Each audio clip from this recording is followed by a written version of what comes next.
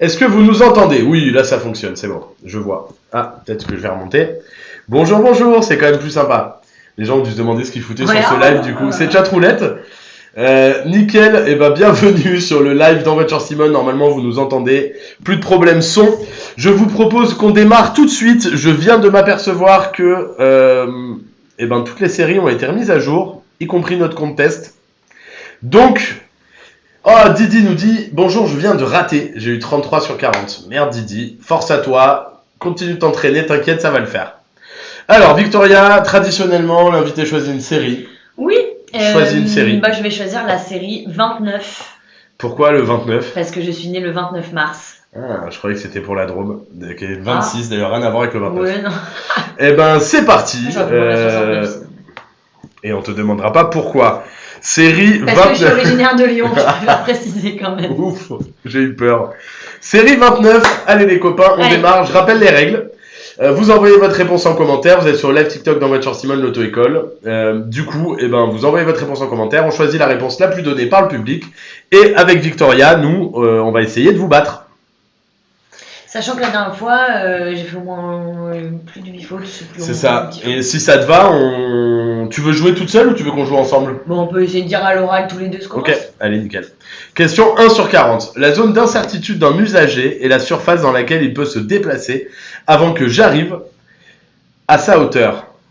Je comprends même pas la question. La zone d'incertitude d'un usager est la surface dans laquelle il peut se déplacer avant que j'arrive à sa hauteur. Je sais pas ce que c'est qu'une zone d'incertitude. Je dirais, alors la zone d'incertitude, c'est la zone où il peut se déplacer, il peut aller. En gros, un piéton, il peut pas se téléporter à 100 mètres, tu vois. T'as une zone d'incertitude de 5 mètres autour de lui, dans laquelle il peut potentiellement aller. Du coup, tu peux anticiper, ralentir, te déplacer pour l'éviter. Je dirais oui alors. Moi, je dirais non.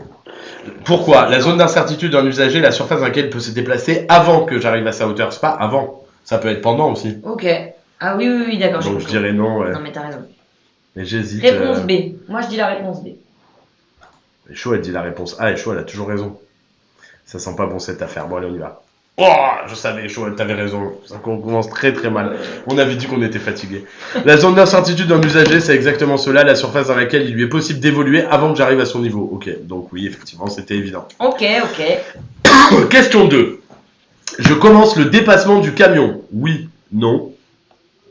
J'allume le clignotant à gauche. Oui, non. Hello Quizio, hello Nora. On voit dans le rétro qu'il y a une moto qui a son clignotant, donc moi je mettrais qu'on commence pas le dépassement maintenant. Je pense que là on va se faire dépasser par la moto. Voilà. Donc non et non. Moi je mettrais non et non, ouais. Il y a la moto derrière avec le clignot. Tout à fait. Moi je dirais bébé aussi. Alors BD. Alors les copains ils envoient quoi? BC, AC, BB. BB c'est pas possible les copains. BB non plus. On peut mettre qu'une fois B. BD, nous dit Douceur. D, nous dit Darine. Ok. Et moi aussi, je mettrais B et D. Donc, je suis d'accord avec toi. On va voir si on a raison. Oui, yes. On a raison. Et dans le public, pourquoi on ne dépasse pas tout de suite et on ne met pas le clignotant? C'est parce que dans le rétroviseur, il y a une moto qui a déjà le clignotant. Ah, vous voyez, il y a les copains derrière qui font n'importe quoi. Allez, on continue. Question 3 sur 40. Je peux m'arrêter à droite pour faire monter ces autostoppeurs. Oui ou non? D'ailleurs, dites-nous en commentaire si, quand vous aurez le permis, vous prendrez des autostoppeurs ou non. Moi, si je suis toute seule dans ma voiture, non. Je serais un peu stressée. Ouais, je comprends. C'est un truc qui se perd, j'ai l'impression, l'autostop. Moi, j'en ai fait un peu quand j'étais jeune. Quand elle était jeune, un peu, je crois. Moi aussi, j'en ai fait. Mais justement, je crois qu'elle avait eu une mauvaise expérience. Ah oui. Quelqu'un qui avait un peu emmerdé et tout. Du coup, ouais. Fédération de pêche 31 nous dit tu fais quoi avec mon ex? Je comprends pas. À qui tu t'adresses? À qui tu t'adresses? Je pense plus à toi qu'à moi, mais. Que moi je serais l'ex en question? De Fédération de pêche 31 de Toulouse peut-être. Bon, écoute, en tout cas on t'embrasse, Fédération de pêche. Est-ce qu'on peut s'arrêter? Moi, dans la vraie vie, je le ferais, mais il y a une voie de bus, c'est peut-être pas... Non, mais c'est sûr que non, parce qu'on ne doit pas s'arrêter sur une voie de bus. Voilà. Le public a raison, c'est B. Tout à fait, non, on ne s'arrête pas, il y a une voie de bus sur la droite, on est censé ni stationner, ni s'arrêter. Ah, super. Il me demande de me connecter alors que j'étais déjà connecté. Nickel. Alors, attendez les copains. Ah, super. C'est parfait. Hop, j'arrive. Ouais, notre compte a un problème là. Hein. Hop, on était sur le 29, hein, c'est ça? Ok, désolé, hein, j'en ai pour une seconde. Hop, on arrive. Comme ça vous permet de voir comment fonctionne le site. Exactement, série 29.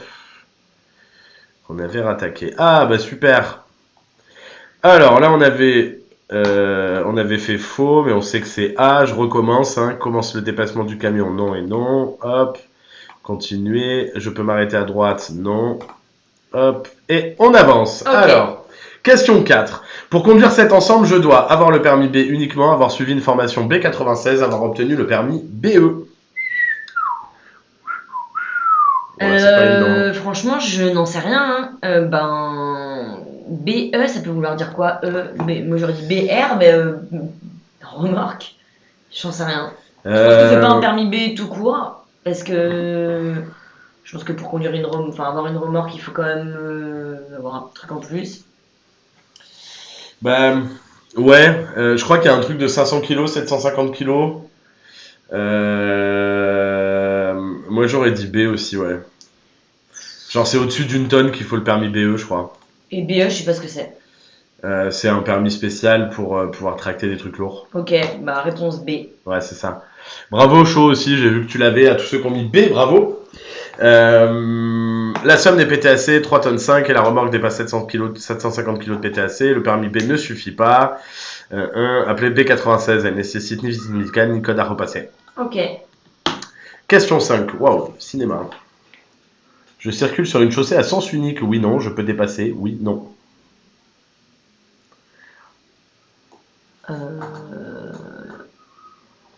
Est-ce que je peux dépasser là maintenant tout de suite ou genre en règle générale sur ces routes-là? Là maintenant tout de suite. Attendez, je crois qu'il y a une voiture qui arrive dans le rétro à gauche là. Il y a une voiture qui est dans l'angle mort, ouais. Regarde. Il y a une voiture qui est en train de doubler. Ouais, là. Et là on la voit à la fin là. Donc je circule sur une chaussée à sens unique. Oui. Je peux dépasser. Non. On a Bombalova qui nous dit super non. J'ai passé mon code il n'y a même pas 1 heure. J'espère que je l'aurai. Et ben nous aussi on espère que tu l'auras. Que tu l'aurais. Comment on restart la vidéo sur l'app? Et ben en haut à droite tu peux cliquer sur les 2 petites flèches. Allez, nous on dit AD, le public en majorité aussi, c'est timide quand même. Envoyez vos réponses en commentaire. Et c'est bien la réponse A et la réponse D. On continue. Question 6. Je m'arrête sur cet emplacement si le voyant 1 s'allume, oui, non. Le voyant 2 s'allume, oui, non. Le voyant 1 s'allume, il est rouge. Pour moi, c'est très grave. Il faut s'arrêter le plus vite possible. Température moteur. Donc je dis A. Et si l'autre il s'arrête, non. Ouais, non. Tout à fait. Le premier, de mémoire, c'est un problème de température moteur. Auquel cas, il faut s'arrêter vite parce que ça peut être très grave. Et puis il est rouge, c'est un bon indicateur.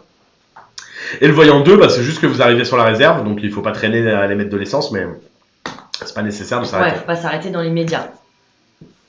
Ok. Moteur surchauffe, exactement. Allez, question 7. Tourner son volant ainsi est sécuritaire, dangereux. Moi, je dirais que c'est dangereux. Tout à fait. Je crois qu'il faut faire... C'est bizarre de tenir son volant comme ça, non? Parce que là, du coup, elle est comme ça, en tournée. Faut faire comme ça. Tout à fait. Et si t'as une boule, tu vois le truc de taxi, des fois ils ont ça sur le volant. Ah non, ils ont un espèce de truc là que tu peux tenir comme ça pour tourner. Mais c'est plutôt sur un accessoire de camion normalement. Bref, allez nickel, hop. Tout à fait, c'est dangereux. On est censé mettre ses mains à 10h10 ou à 9h15 si je dis pas de bêtises. Et du coup, on conduit comme ça. Mais pas les mains croisées, quoi. C'est hyper dangereux. Si tu peux croiser, non mais je pense que là ce qui est dangereux c'est de mettre la main dans l'autre sens. Ouais, c'est ça, ouais. Mais sinon tu peux croiser les bras, mais dans le bon sens, quoi. Question 8. Je suis concerné par la circulation alternée si ma voiture fonctionne à l'essence et à l'électricité. Oui, non. Au GPL, oui, non.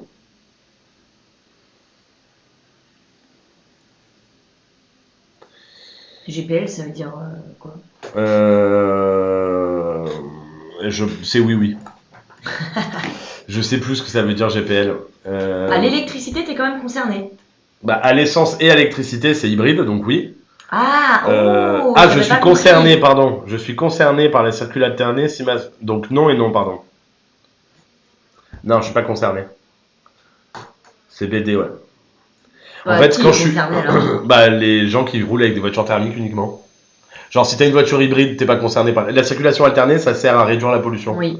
Du coup, ça ne concerne que les véhicules qui polluent. À savoir, les voitures thermiques, et c'est tout. Et ne sont pas concernées les voitures hybrides. Bah, une voiture classique, c'est une voiture thermique. C'est une voiture qui roule à l'essence.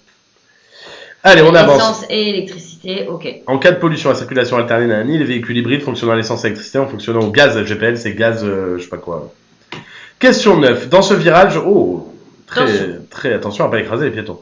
Dans ce virage, je m'attends à trouver des piétons circulant sur la chaussée, oui, non. Un véhicule encombrant, oui, non. Bon, on peut s'attendre à tout, hein. On voit pas ce qui se passe. Bah, je dirais oui, ouais. Bah, ouais. On sait jamais, donc du coup, on fait attention. Le public est d'accord, assez. Allez, bah écoutez, on y va, les copains, on va voir. Exactement, la bonne réponse c'était bien assez. J'y vois que dalle. En plus, il y a des piétons, donc évidemment, on fait attention et il est possible qu'on rencontre des piétons et ou des véhicules encombrants.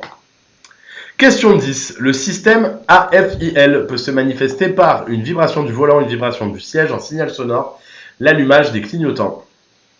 Mais je comprends rien, je comprends pas, j'ai mon permis de conduire pourtant. Ça c'est. AFIL, je ne sais pas ce que c'est. Alors c'est le franchissement des voies, je pense. C'est le franchissement des lignes. Oh. Une vibration du volant, une vibration du siège, un signal sonore. En revanche, il n'allume pas les clignotants, c'est ABC. Ouais, ABC, je dirais aussi alors. Tout à fait.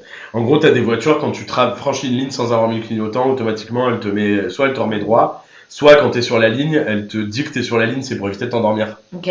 Du coup, voilà. Salut mes filles. Allez, ABC, le public est d'accord avec nous, on y va. Et bim, tout à fait, c'était bien ABC. Question 11. La situation la plus risquée est la situation 1-2. Je mets le pied au-dessus du frein dans la situation 1-2. La situation 1, parce que le conducteur ne nous voit pas. Et on le voit, enfin, on est d'accord. Voit même pas. On est d'accord. Donc, et je mets le pied au-dessus du frein dans la situation. Bon, les deux, non? Tout à fait, les deux. Chaud, tu t'es rattrapé, hein. T'avais pas mis les deux au début, hein. Je t'ai vu. Tout à fait, c'est ACD, je pense, ouais, et je suis d'accord avec toi. Aussi. Pour l'instant, on n'a fait qu'une faute, hein.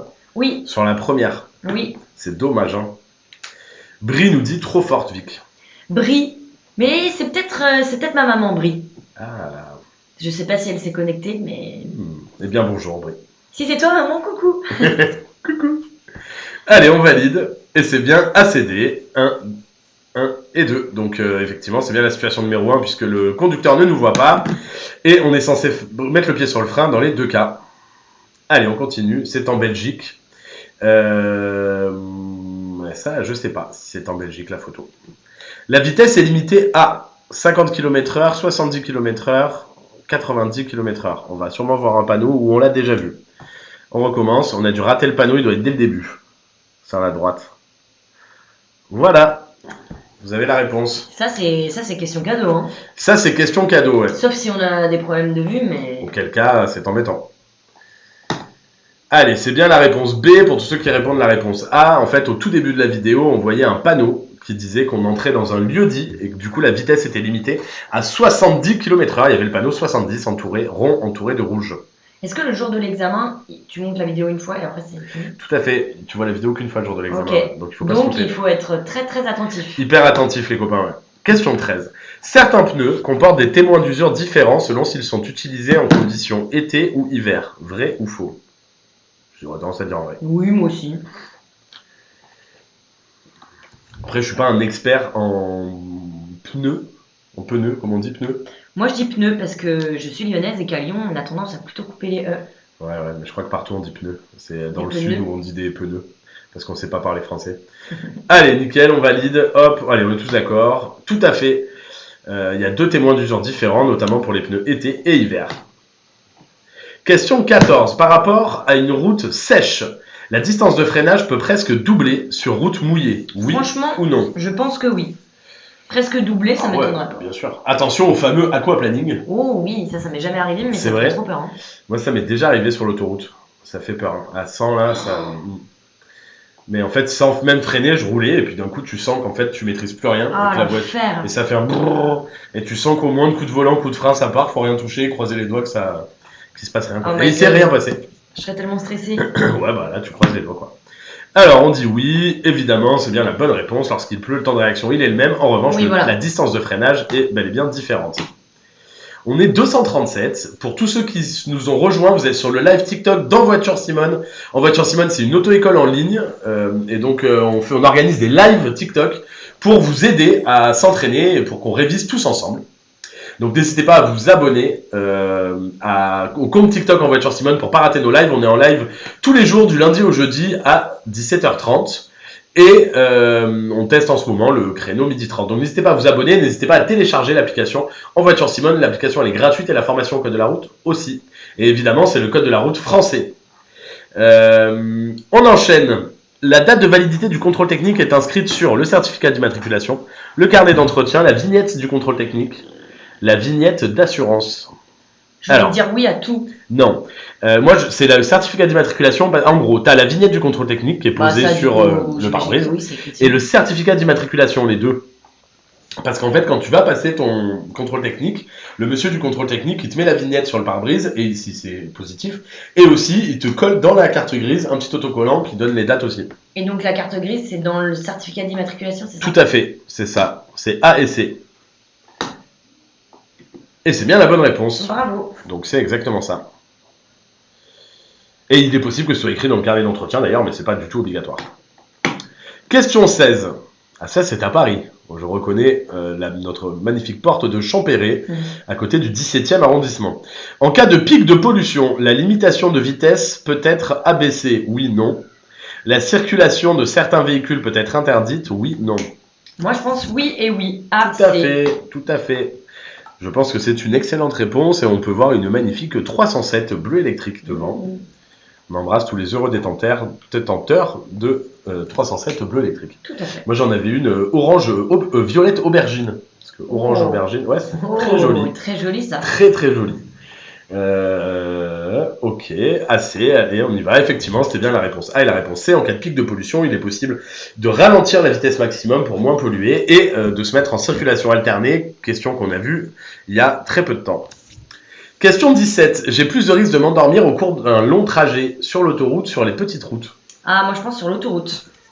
C'est une excellente réponse, je pense. Pourquoi ? Parce que c'est plus monotone, tu vas tout droit. Exactement. Tu as envie de dormir, quoi. Ouais, exactement. C'est chiant l'autoroute. Mais ça va vite, mais c'est chiant. Ouais. Et ça coûte cher. Oui. On n'est pas là non plus pour dénoncer, mais bon, quand même. Mais quand même. Allez, on valide, effectivement, c'est bien la réponse A. Sur l'autoroute, la fatigue est mise en cause dans près d'un accident sur 3. Waouh. Donc attention, on fait bien des pauses toutes les 2 heures de 15 minutes. Question 18. Le passage à niveau devant moi est à fonctionnement manuel, automatique. Là, j'ai vraiment envie de savoir où c'est. Bergerac. Oh, mais c'est dans la région bordelaise, ça, je crois. J'ai l'impression que c'est Bergerac qu'on voit là-haut. Et si c'est Bergerac, ce serait dans la région bordelaise. Dites-nous d'ailleurs si vous reconnaissez la photo, si vous savez où c'est. On dirait que c'est pas très loin de Bergerac. Moi, je ne savais même pas que ça pouvait exister un passage à niveau manuel. Alors, c'est automatique, je pense, parce que les barrières doivent se fermer automatiquement. Ouais, moi j'aurais dit automatique. Manuel, ça veut dire quoi ? Qu'il y a un monsieur qui est là, qui s'occupe de monter et descendre les barrières, genre ? Tout à fait. Ok. Je pense pas, hein. Moi j'aurais dit... Donc moi je dis la réponse B, automatique. Ouais, j'hésite. Pourquoi ça pourrait être manuel ? C'est vrai qu'on voit des petites poignées, je regarde les panneaux. Il y a un CD le passage, mais ouais, je sais même pas s'il est pour nous.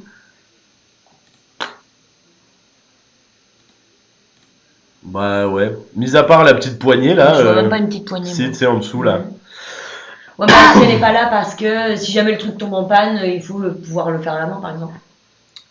Ah, Chou, elle a raison. Elle nous dit elles sont longues, les barres, elles font toute la route. Les barres automatiques, elles ne font qu'une partie de la route. Ah. Alors que les barres manuelles, elles font toute la route. Okay. C'est ça l'indice. Donc c'est bien manuel.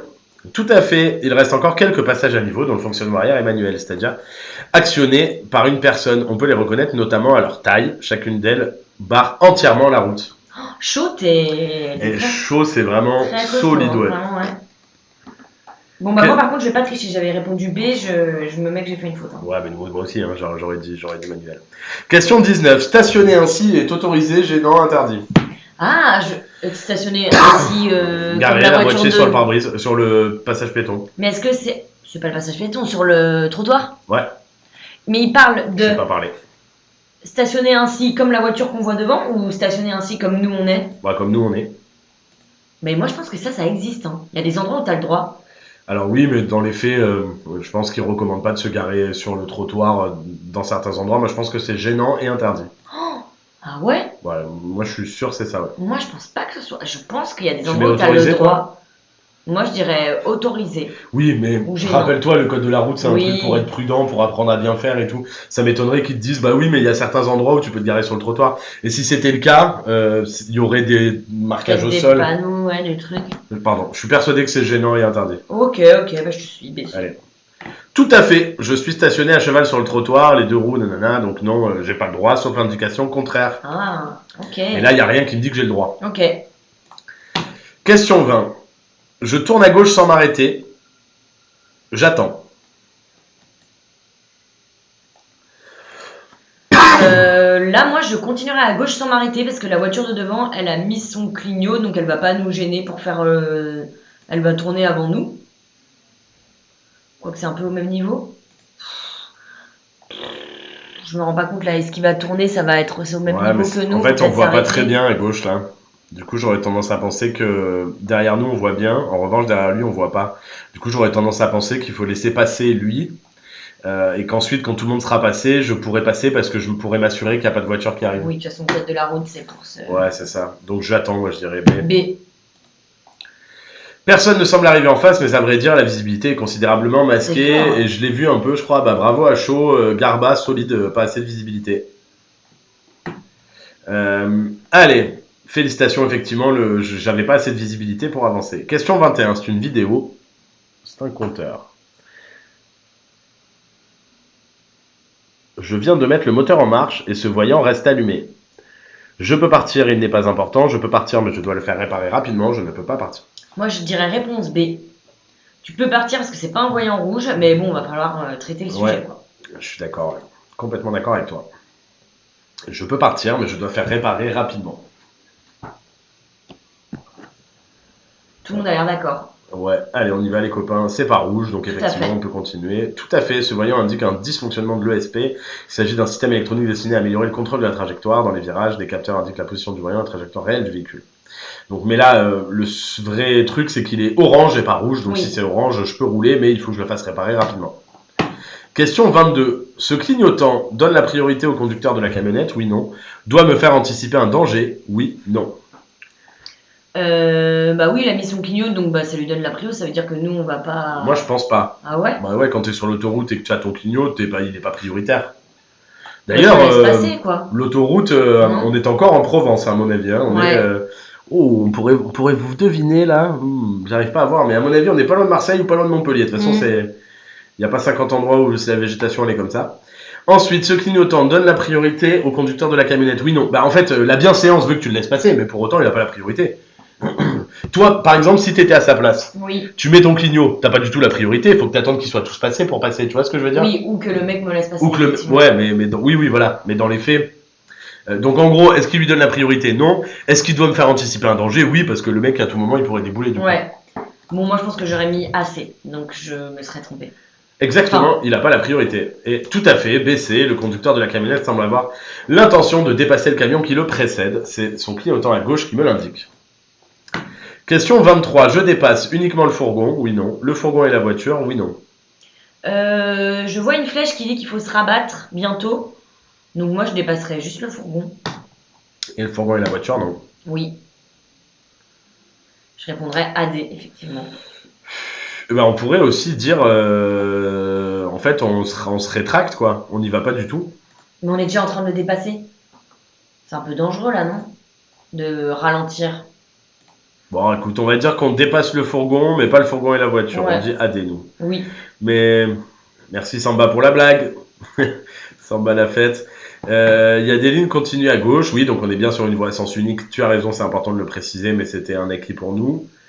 Moi, je dirais, ouais, j'hésite, uniquement le fourgon. Moi, je dirais, il y a la flèche, t'as pas le temps, il y a que 200 mètres, tu te C'est vrai Et que surtout, tu serais obligé de te rabattre entre les deux, il n'y a pas de distance de sécurité suffisante, tu vois. Donc moi, je dirais BD.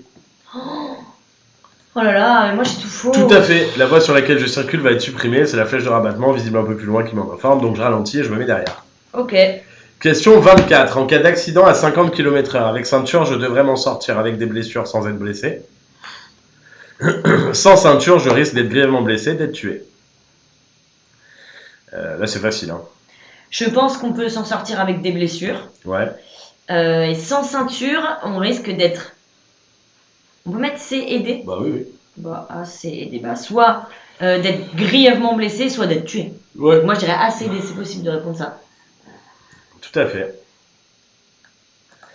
Alors, CD, c'est sûr. Maintenant, avec ceinture, je devrais m'en sortir avec des blessures sans être blessé. Ah, tu peux te péter une côte, je pense. Ouais, je suis d'accord. Moi, je dirais ACD, là. Mais personne n'a l'air de répondre ça. À 50 km/h C'est vite, 50 km/h. Je suis d'accord, ouais.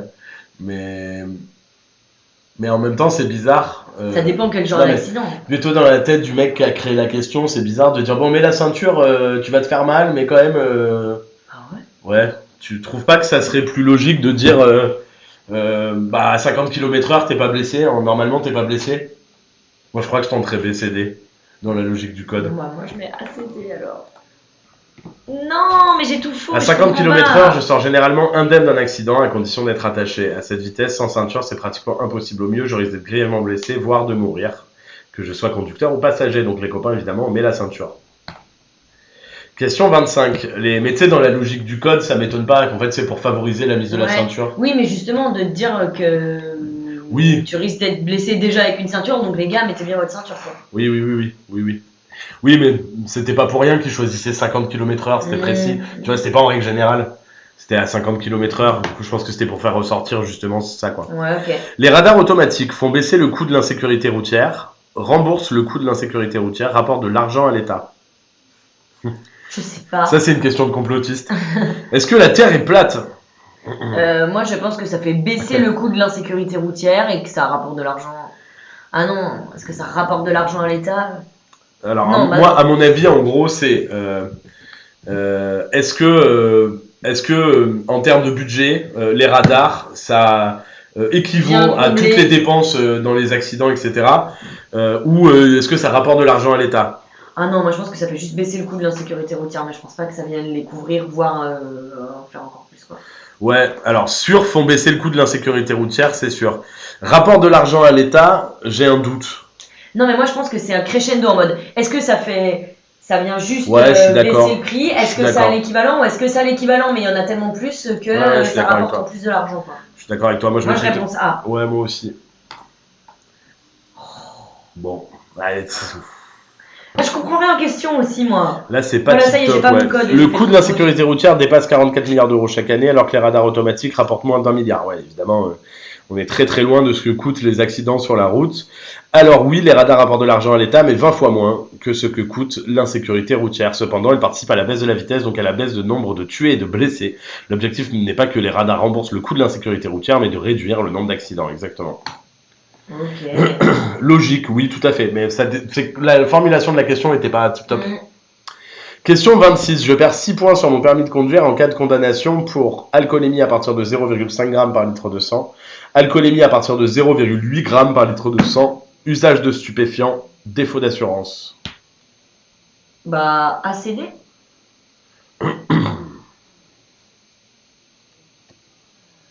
ACD, tu dirais? Pourquoi pas alcoolémie à partir de 0,8? Bah moi je dirais à partir de 0,5. Ouais, mais les deux du coup. Moi je dirais ABC. Et défaut d'assurance, je pense pas que tu perdes 6 points. Mais moi je pense que ça peut pas être A et B. Si c'est à partir de 0,5, ça comprend forcément 8, 0,8. Ouais, je suis pas d'accord. Ça peut être à partir de 0,5, évidemment à partir de 0,8 et usage de stupéfiants. Ouais, pour moi, à partir de, ça veut bien dire. Je suis d'accord, mais je pense que c'est un piège. Bon, dans ce cas, c'est pas français, quoi. Bah, oui, on pourra en parler après, mais. Mais là, moi, je pense que c'est ABC. Tu choisis ça, toi aussi, ou pas? Bah, moi, j'avais dit ACD, donc. Okay. c'est D, hein. Et c'était bien abaissé. Je perds en effet 6 points sur mon permis de conduire si je suis condamné pour avoir conduit avec une alcoolémie de 0,5 g ou plus, peu importe de combien ce seuil est dépassé. Pour stupéfiants, évidemment aussi. Défaut d'assurance, il n'y a pas de retrait de points, mais les sanctions sont lourdes, 750 € d'amende.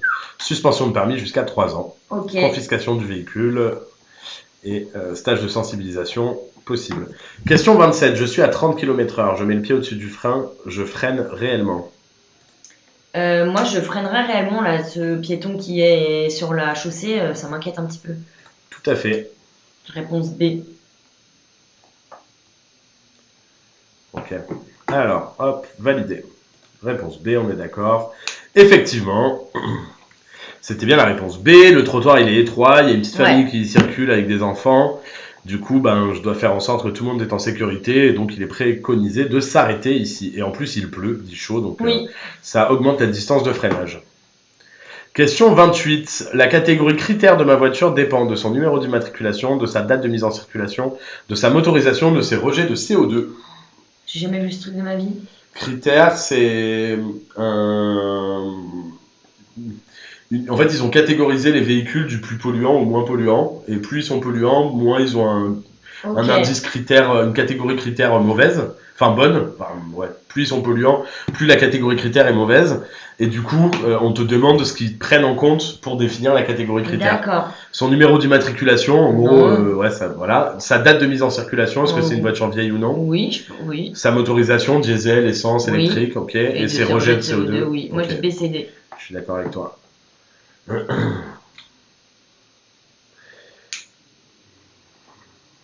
Tout le monde a l'air de dire BCD. Ouais, j'ai un petit doute sur les rejets de CO2.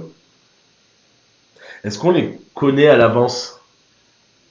Moi, je pense que ça peut se calculer, j'imagine. Ça dépend pas de la... Oui, alors ça peut se calculer, c'est sûr, mais ça dépend pas beaucoup de la conduite aussi, ça? Genre, j'aurais tendance à penser que c'est sa date de mise en circulation et de sa motorisation. Moi. Parce que les rejets en CO2, si tu conduis tout lentement, en respectant la conduite écologique, t'auras beaucoup moins de rejets de CO2 que le mec qui conduit comme un bourrin, tu vois. Moi, je mettrais juste BC. Ok. Tout à fait. La vignette critère obligatoire, nanana, deux véhicules, ok, donc c'est bien ça. Mais les rejets de CO2 de la voiture n'entrent pas directement en compte dans cette classification. Numéro d'immatriculation, non. Voilà, ok. Et à mon avis, c'est pour ça, ça dépend de comment tu conduis. Ok. Question 29. Pour m'engager dans ce giratoire, je me fie uniquement au clignotant. Oui, non. Bon, en soi, c'est un bon indicateur. En revanche, oui, mais je pense pas qu'il faille se fier qu'à ça. Voilà, peut-être qu'il l'a oublié, quoi. Oui. Je dois me fier à où regarde le mec, et quand bien même, je dois être sûr qu'il s'engage là, quoi. Allez, on choisit la réponse B. Effectivement, c'est bel et bien la réponse B. Question 30. Je peux dépasser les deux voitures en une seule fois. Oui ou non?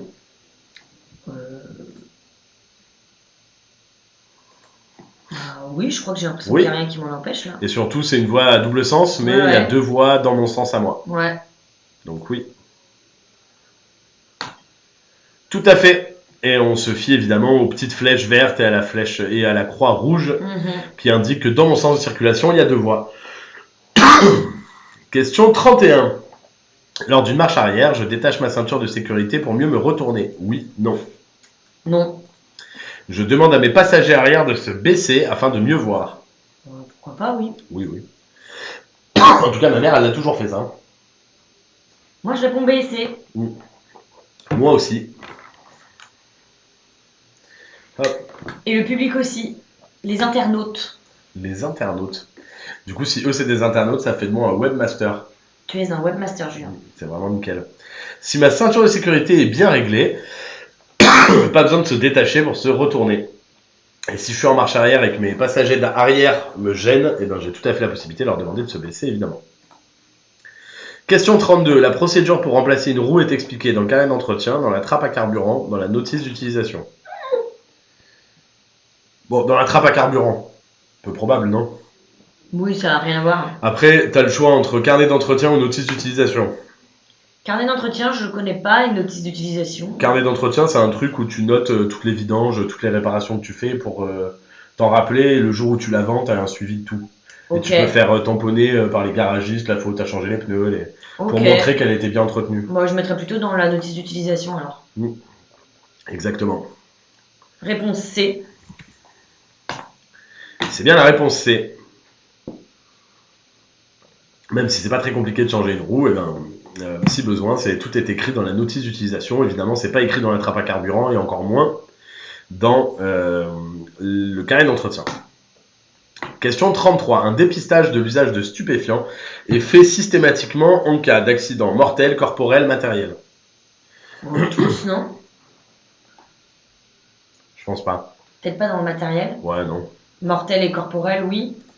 En fait, ça veut dire qu'à chaque fois qu'il y aurait... Tu sais, quand tu fais... En gros, il faut un contrôle de stupéfiants, mais c'est surtout, en fait, quand la police intervient. Oui. La police, elle intervient pas quand t'as un accro avec un mec sur la route, tu fais un constat et puis c'est tout, quoi. Donc, mortel et corporel, je suis d'accord. Exactement, ouais. En revanche, quand il y a des dommages, des accidents mortels ou avec des dommages mortels ou corporels, là, évidemment, la police vient pour les histoires d'assurance, etc., quoi. Ah, ben... Et c'est bien la bonne réponse. En cas d'accident corporel ou mortel, les forces de l'ordre se déplacent et dans ce cas, elles ont l'obligation de vérifier que chacun des conducteurs n'est pas sous l'emprise de l'alcool ou de drogue. Question 34 sur 40. J'envisage de dépasser ce camion dès que possible. Pour plus de sécurité et plus de visibilité vers l'avant, je m'en rapproche ou je reste où je suis.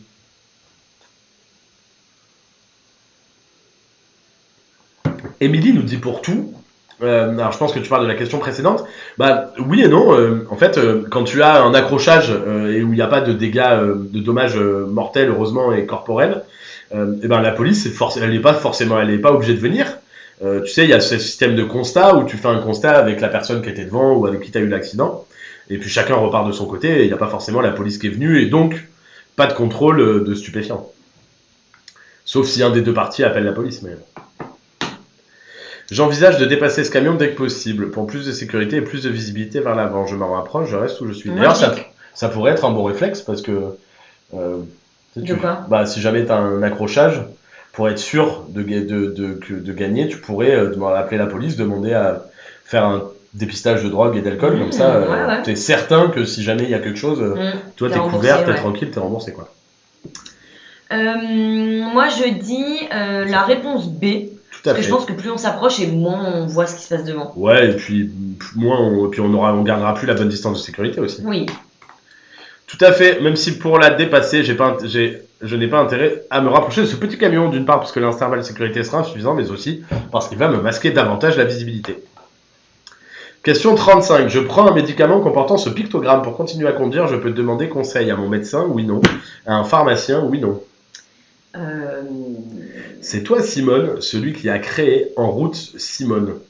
Alors, presque, en réalité, c'est En voiture, Simone, mais t'étais juste à côté. Et non, c'est pas moi qui ai créé En voiture, Simone, ni En route, Simone, d'ailleurs. Mais tu peux poser ta question. Si tu as une question à poser, j'essaierai d'y répondre du mieux que je peux. Alors, moi, je pense qu'on peut demander à notre médecin et conseil à un pharmacien aussi. Je suis d'accord. Ils vendent des médicaments, donc... Tout à fait, si j'envisage de conduire, faut que j'en parle à mon médecin et à mon pharmacien pour savoir quelles précautions je dois prendre pour pouvoir conduire. Question 36. Les piétons et les deux roues sont particulièrement touchés dans les accidents de la circulation parce qu'ils sont moins visibles, oui, non. Parce qu'ils n'ont pas de carrosserie, oui, non. Moi, je dis assez.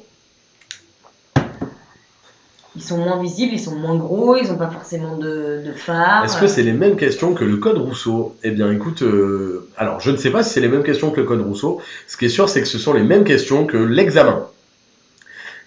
Pourquoi ? Parce qu'en fait, il y a une personne en France qui crée des questions de code pour l'examen. Et nous, en voiture Simone, on achète nos questions directement à cette personne qui vend les questions de code. Donc, a priori, ça devrait être les mêmes questions que l'examen et donc les mêmes questions que le code Rousseau. On est d'accord, nous aussi on choisit assez. Allez, on y va, bam. Effectivement, c'était bien la réponse A et la réponse C.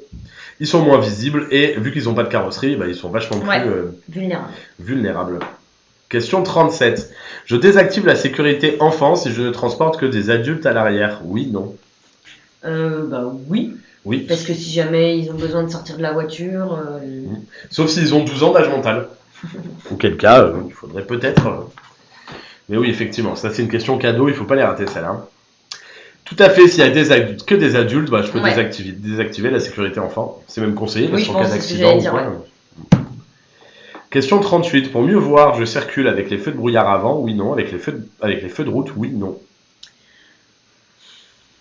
Le jour du code, il y a marqué s'il y a une ou plusieurs réponses à la question. Tout à fait. Oui. Nous, ça n'a pas encore été mis à jour dans l'application, mais ça va pas tarder.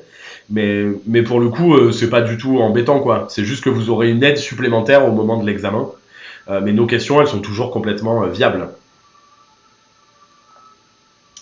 Les feux de brouillard avant, je dirais oui parce qu'on est dans le brouillard et on peut pas mettre les feux de route et les feux de brouillard. Alors si, tu pourrais. Mais non, moi je dirais non, que les feux de brouillard. Pourquoi ? Parce que là, la route, elle est éclairée. Je crois que les feux de route, tu les mets que quand il n'y a pas de lumière, non ? Ouais, il y a ça, et puis surtout dans le brouillard, les feux de route, ça t'éblouirait. Ok. Et ça fait miroir un peu le brouillard. Ouais, non, mais je dirais AD. Et tu aurais même le droit au feu de brouillard arrière. AD. Tout à fait. Feu de brouillard avant, oui. Évidemment, et pas de feu de route. Pour éteindre un incendie avec un extincteur, il faut viser le haut des flammes, le bas des flammes. Moi, je dirais le bas des flammes. Je suis d'accord avec toi. A priori, il faut éteindre l'objet qui est en feu. Oui. Donc le haut, ça sert pas à grand chose. Non. Hop. La racine, la réponse B, tout à fait, c'est bien la bonne réponse. En cas d'incendie, on peut utiliser un extincteur, auquel cas on vise le bas des flammes. Dernière question, les copains. Mon temps de réaction peut être influencé par mon installation au poste de conduite, oui, non. Mon état psychologique, oui, non.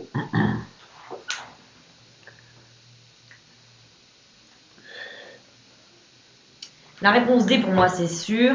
Ensuite, mon installation au poste de conduite, je sais pas si mon temps de réaction, peut-être que mon installation me ferait voir les choses plus tard, mais qu'ensuite, une fois que je les ai vues, mon temps de réaction, il serait aussi rapide. Mais je pense quand même que c'est une question du code de la route et qu'il faut bien s'installer, donc je dirais oui. Okay. Alors, temps de réaction, ça veut dire quoi ? Temps de réaction, c'est le temps que tu vas mettre à réagir en cas de danger. Donc, le temps que tu vas mettre à freiner, par exemple. Si tu es mal installé au poste de conduite, potentiellement, ton temps de réaction, il peut être plus long. Par exemple, tu as le pied plus loin, tu es mal installé, donc tu vois pas très bien la route, etc., etc. Ton état psychologique. Par exemple, avoir fumé de la farigoule, des herbes de Provence, c'est le mot interdit qu'on n'a pas le droit de dire, et ben ça altère l'état psychologique et ça rallonge le temps de réaction. Tout à fait. Triste, du coup, ça serait pas AD, ça serait AC. Mon temps de réaction peut être influencé par... Ah oui, pardon. On est d'accord, oui. Oh là là, oui. Ah, on avait dit qu'on était fatigués aujourd'hui, les copains. Il faut être attentif, hein. Non, mais comme quoi, pendant le jour du code, il faut bien lire les questions. Ah ouais, puis il faut être en forme, hein. Ok, c'était bien la réponse A et la réponse oui, c'est ce que je voulais dire. Eh ben, c'était la dernière question. Magnifique. Le public, vous avez fait une seule faute. Vous avez été meilleur que moi qui ai fait 2 fautes. Et Victoria qui a fait 7 fautes. 7 fautes, malheureusement. Brie nous dit, allez Vic, je te rends les clés de la Fiat. Trop bien. Eh ben c'est parfait, merci beaucoup les copains, c'était un plaisir de passer du temps avec vous encore aujourd'hui. On se retrouve ce soir à 17h30, je serai je crois accompagné du grand Nicolas. Merci beaucoup Victoria de m'avoir accompagné. Avec plaisir, c'était très chouette. C'était trop cool, on vous embrasse et on vous dit à ce soir à 17h30. Gros bisous. Bye bye.